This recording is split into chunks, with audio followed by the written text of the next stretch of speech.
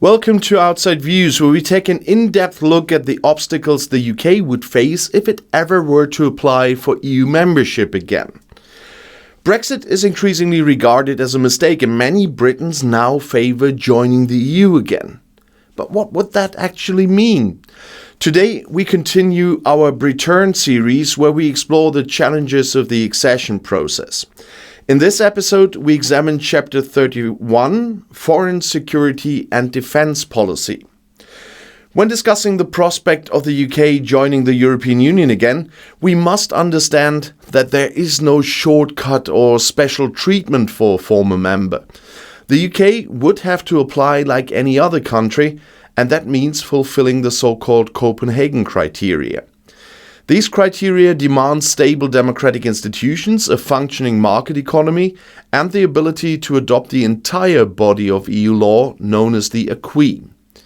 Every applicant follows the same process, meaning this is not a negotiation in the way many would assume, because it's called that.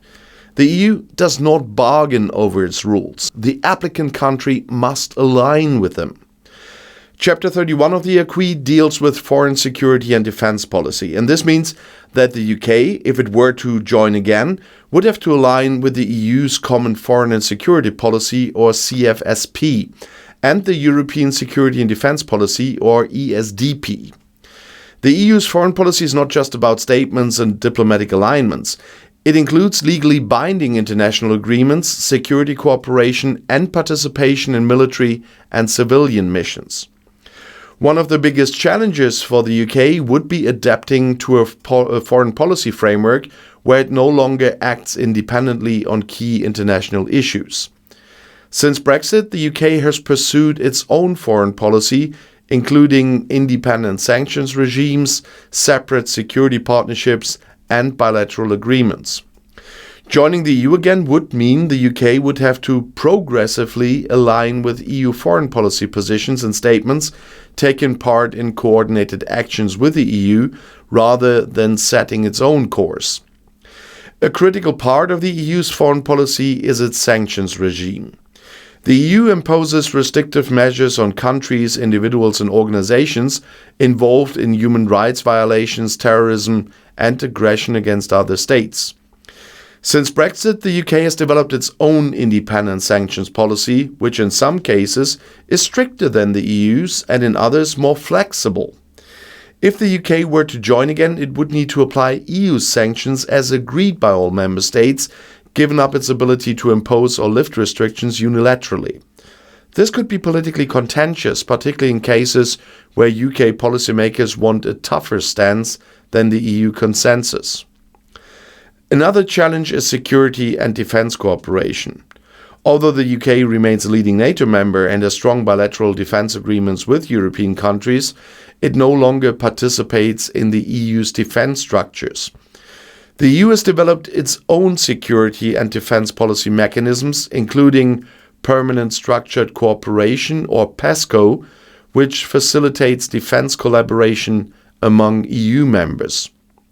Joining the EU again would mean the UK would have to decide whether to participate in these initiatives, which could be controversial among those who view EU defence policy as an unnecessary duplication of NATO.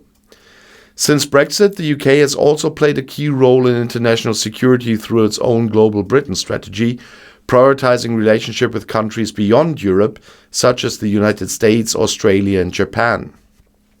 Joining the EU again would require a shift back towards a more European-focused approach to foreign policy, working within the EU framework rather than pursuing independent global initiatives, although Trump makes it easy at the moment.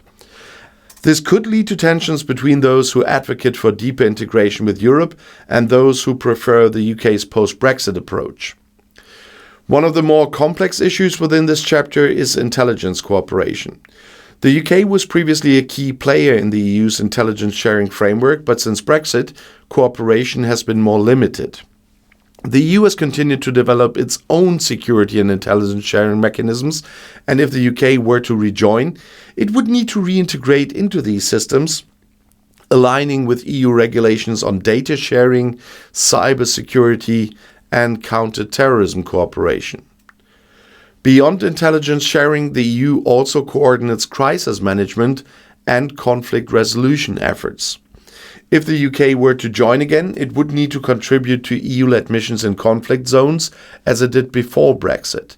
And this includes both military missions under the EU's common security and defence policy and civilian peacekeeping operations. Reintegrating into these initiatives would require legal, political and financial commitments, ensuring that UK forces and personnel operate under EU command structures where required. Another major area of alignment under Chapter 31 is diplomatic coordination. The EU has a unified diplomatic presence through the European External Action Service, or EEAS, which represents EU interests abroad. If the UK were to join again, it would need to coordinate its diplomatic approach with the EU, meaning that the UK embassies would align their messaging with EU foreign policy objectives. This could be seen as a loss of autonomy in how the UK presents itself on the world stage, as British diplomacy would once again be closely tied to EU decision-making. There are also legal implications for the UK's defence industry.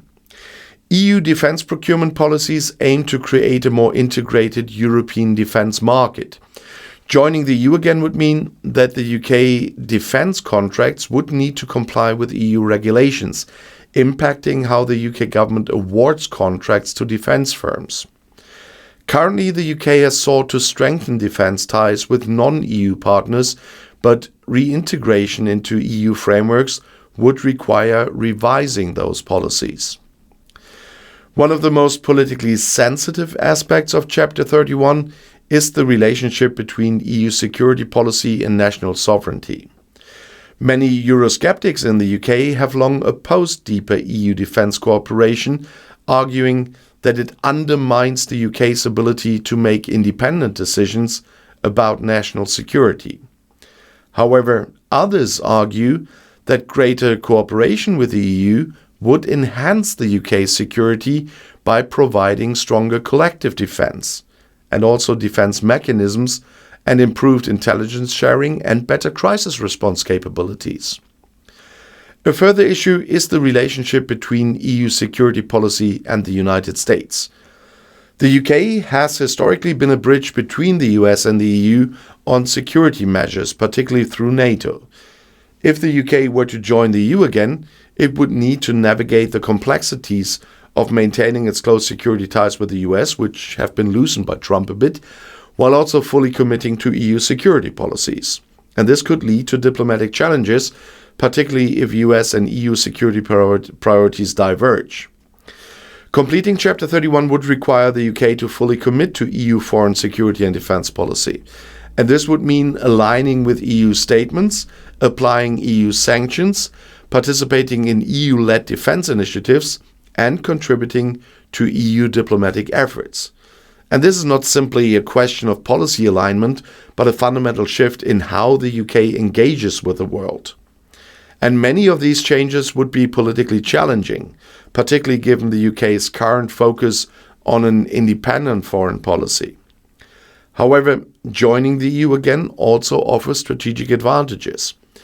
It would allow the UK to shape EU foreign and defence policy from within, rather than being an outsider reacting to EU decisions. It would strengthen European security by reintegrating one of the continent's most capable military powers into the EU's defence framework.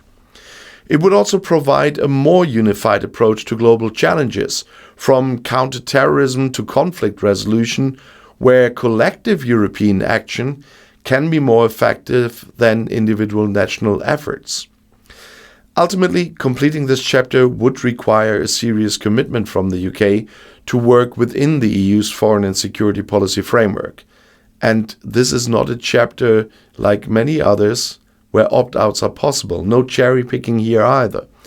Full participation in the CFSP and ESDP would be necessary. And for the UK, this means a fundamental reassessment of how it engages with the EU and the wider world. That's it for today's episode of BRITURN, and if you found this video informative, don't forget to like, subscribe and share your thoughts in the comments. How do you see the UK handling this chapter of the accession process? I'll see you in the next episode. Thanks for watching, and the next video is right here in the end screen.